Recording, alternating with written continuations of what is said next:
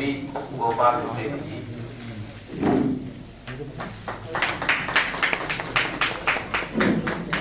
आपने बड़े साथ भी पूजा दुनिया का पौधा उगाकर हमारे उत्तराखंड का नाम रोशन, हमारे देश का नाम रोशन किया।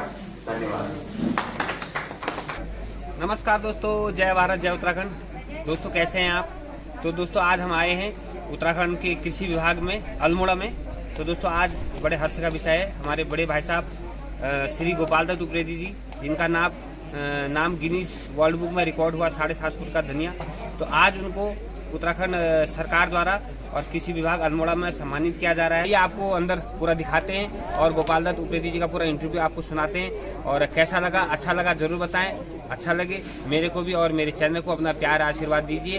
तो आइए आपको दोस्तों यहाँ का पूरा विभाग में आपको दिखाता हूँ। आइए तो दोस्तों आइए आपको दिखाता हूँ। सबसे पहले मैं आपको बाहर दिखाऊंगा, स्टॉल लगे हुए हैं उत्तराखंड के।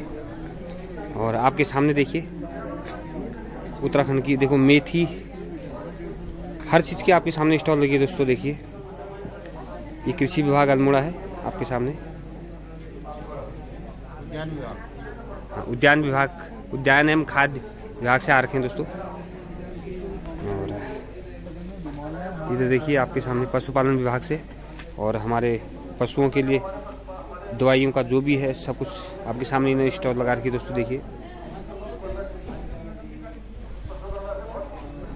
और इस बार में अगर आप इनसे कांटेक्ट, आपके साथ कोई फ़ोन नंबर कुछ ऐसा कोई चाहिए अगर कोई कांटेक्ट करना चाहे? फ़ोन नंबर था हॉस्पिटल के अलग अलग होते हैं। अच्छा। पशु चिकित्सालय में आप संपर्क कर सकते हैं। और इधर देखिए सर, ये आपके सामने उत्तराखंड की चीज़ें, और आगे आपको दिखाता हूँ मैं। ये हमारे उत्तराखंड की धरोहर देखो दोस्तों। ये झूमर है, ये होगा नहीं झूमर भात खचा तुम पहली बेटी, झूमर भात है। ये सब मडुआ, और ये अलग अलग मसाले, ये जिसको बिच्छू घास बोलते हैं। सिसौड़ का नहीं हम घर बना, और गढ़वाल में वो कंडाली बोलते हैं दोस्तों।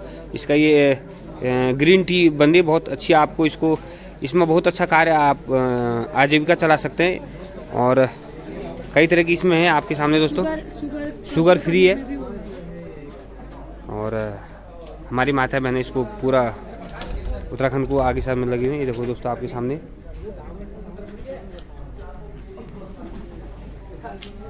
तो दोस्तों आइए आपको मैं अंदर ले चलता हूँ। इसमें मैं आपको और कुछ दिखाता हूँ। ये गहत है जिसको कुल्थे की दाल बोलते हैं। ये पथरी के लिए बहुत लाभप्रद होती है दोस्तों। ये थाइम है।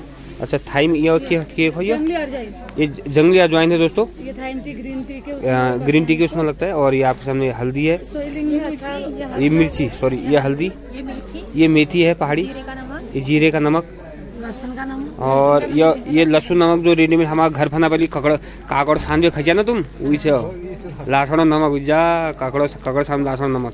तो दोस्तों लहसुन का नमक मिक्स बहुत अच्छा है। हमारे आयुर्वेदिक चीज़ें हैं दोस्तों। तो ये ने हमारी स्टॉल लगा रखी है। तो आइए दोस्तों मैं आपको अंदर ले चलता हूँ अब। सबसे पहले मैं आपको प्रीति जी से अनुरोध करूंगा कि आप अपनी संस्मरण जो भी आपका सफलता इस क्षेत्र में रही, क्या रहा, हमारे किसान भाइयों के साथ साझा करने का कष्ट करेंगे। श्री प्रीति। धन्यवाद। आज के इस कार्यक्रम के जो अध्यक्ष हैं ग्राम प्रधान हेमा जी, हमारे मुख्य कृषि अधिकारी जी, हमारे मुख्य उद्यान अधिकारी जी, और भी डॉक्टर एस सिंह साहब, और सभी मैं ज़्यादा जानते नहीं सम्मानित मंच। तो मैं आप लोगों ने यहाँ बुलाया, तो इसके लिए सबसे पहले मैं आप सबका बहुत बहुत आभार व्यक्त करता हूँ। कृषि, और जैसे भी डॉक्टर साहब ने बताया, कृषि और बागवानी में खासतौर पर उत्तराखंड की हम बात करें, बहुत सारी अपार संभावनाएं हैं। मैं भी एक बाहर चला, मतलब हम लोग यहाँ से दिल्ली चले गए थे, और दिल्ली जाने के बाद मेरे पिताजी की भारत सरकार में जॉब करते थे, तो वहीं हम लोगों की पढ़ाई हुई, और हम लोग छुट्टी मनाने के लिए यहाँ पे आया करते थे बाहर। और एक धारणा बन गई थी, मेरे पिताजी दिल्ली आए, वो फिर औरों को दिल्ली ले आया, मैं दिल्ली आया दूसरों, तो ये एक धारणा ये बन गई थी पहाड़ में कुछ नहीं होता।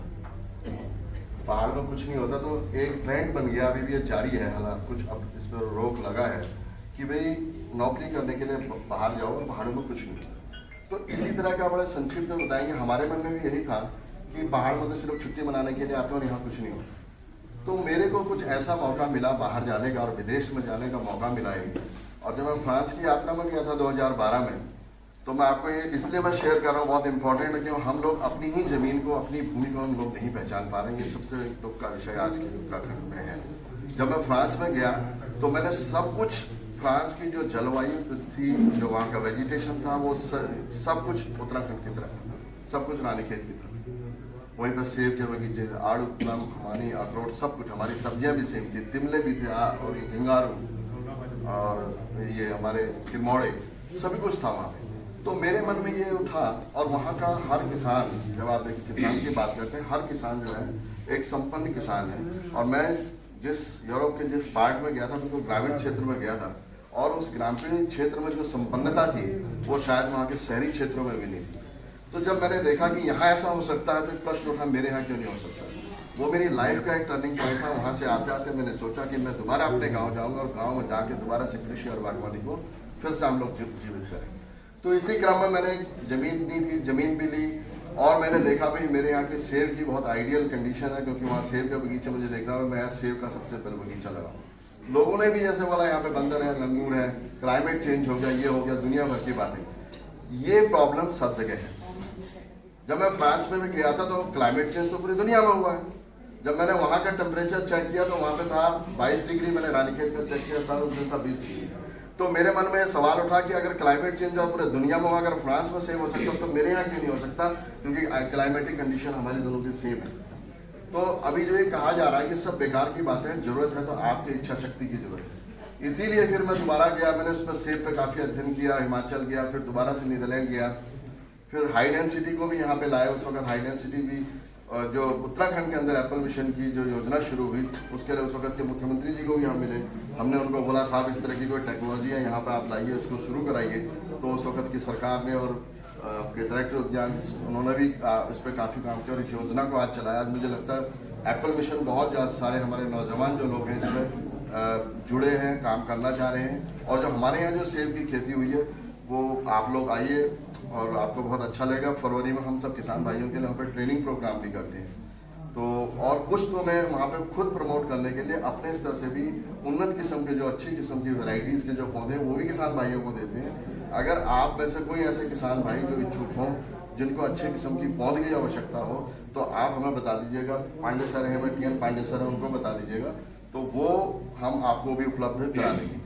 तो धीरे धीरे फिर हम सब्जियों के क्षेत्र में भी काम किया, हमने देखा, तो हमको तो बहुत अच्छा लगा। इनफैक्ट मैं तो आप लोगों को ये बोलता हूँ कि अगर आपको अमीर आदमी बनना है, क्योंकि ज़िंदगी में हर आदमी एक पैसा कमाना चाहता है, तो कृषि और बागवानी के अलावा कोई भी हमारे खास तौर पर पहाड़ों में हम लोग एक चीज़ आपको ये भी मैं आपको बता दूँ, पहाड़ मैदान का जो किसान है, चाहे वो 100 बीघे का किसान हो, और आप अगर यहाँ पर सिर्फ 20 नाली और 50 नाली का जो किसान है, वो इतने पैसे कमा सकता है, 100 बीघे वाला नहीं कमा सकता। ये मैं चुनौती ही देता हूँ और गारंटी के साथ कहता हूँ। आप 20 नाली में 15 लाख प्रति वर्ष कमाने की क्षमता हमारे पहाड़ के इस भूमि में है, जो कि मैदान की 100 नाली वाला भी, 100 बीघे वाला भी 20 लाख रुपए नहीं कमाता। आप पता कर लीजिएगा, आप हल्द्वानी में पता कर लीजिएगा, रामनगर में पता कर लीजिएगा, पंजाब का किसान भी नहीं करता। 100 नाली का मतलब 1 करोड़ रुपए का आपका कम से कम आपकी आमदनी होगी।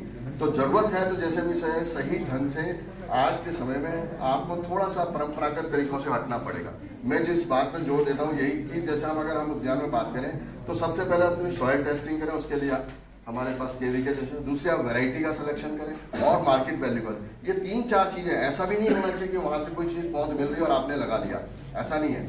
उसके लिए आपका एक सही ढंग से अगर आप सिलेक्शन करते हैं कि आपने वैरायटी कौन सी लगानी है, उसकी मार्केट वैल्यू क्या है, और उसके बारे में ट्रेनिंग प्रोग्राम, तो मैं आपको दावा देता हूँ निश्चित रूप से हमारे प्रधानमंत्री तो कहते हैं किसान की आय दुगनी होनी चाहिए, लेकिन उत्तराखंड के अंदर दुगनी क्या 10 गुनी हम अपनी आय को बढ़ा सकते हैं, ऐसी संभावना है। ये मैं खुद भी इस बात को मैं आपको बता दूं, मैं खुद 2-3 साल के बाद मेरा 1 करोड़ रुपए की टर्नओवर का मेरा टारगेट है 75 नाली जमीन से, और मैं इस बात को आपको यकीन दिलाना चाहता हूँ कि हम 2 साल बाद ही उस टारगेट को अचीव कर लेंगे। जब मुझे इतनी सारी अपार संभावनाएं नजर आती तो आप लोगों को क्यों नहीं नजर आती?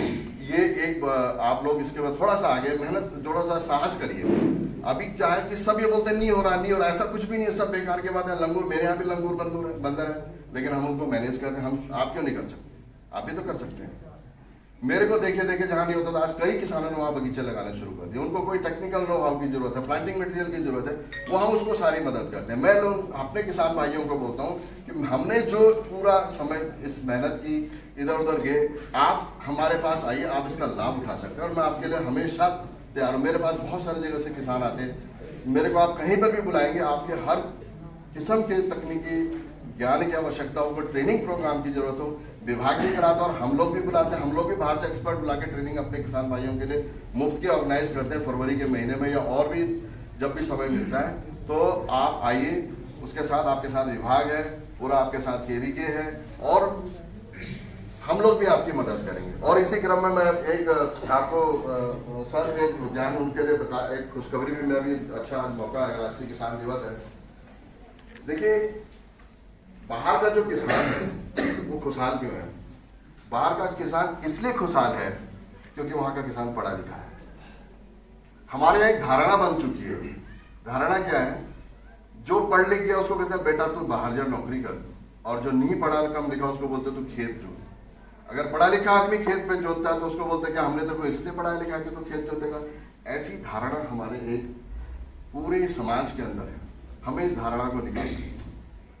बाहर में आप जाएंगे तो वहाँ बिल्कुल टाई पहन के किसान किसानी करता है, तो हम सबको भी वही पढ़ा लिखा बिल्कुल टाई पहन के किसानी फार्मिंग को करना है। वो सोचिए, उस पढ़े लिखे नौजवान को, पढ़े लिखे अपने बच्चे को इस खेती और कृषि के ओर हम लोगों ने मुड़ना है। जिस दिन हमारा पढ़ा लिखा नौजवान इस कृषि और बागवानी को अपनाने लगेगा तो निश्चित रूप से आप देखेंगे कि हमारी बागवानी की कृषि की दशा बिल्कुल बदल जाएगी। और दुनिया में कोई, मैं बता रहा हूँ, हम लोग एक ऐसे समृद्ध किसान होंगे जो एक मिसाल कायम होंगे। और वैसे भी आप देखेंगे दुनिया के अंदर, अगर आप एशिया की बात करें, अगर हम top 10 farmer, richest top 10 farmers की बात करें, वो पहाड़ी क्षेत्रों से आते हैं, हिमाचल के मोड़ों से आते हैं, जिसकी उस गांव की टर्नओवर कम से कम 200 करोड़ रुपए है। और जो मैं ये एप्पल की बात कर रहा हूँ ना, हिमाचल इतना ऐसा कुछ नहीं है, मैंने पूरा हिमाचल को प्लांटिंग मटेरियल देने वाला उत्तराखंड है। चौबटिया गार्डन हमारा था जब अंग्रेजों ने 1932 में इसको रिसर्च स्टेशन यहाँ पे डेवलप किया था, टेम्परेट फ्रूट का।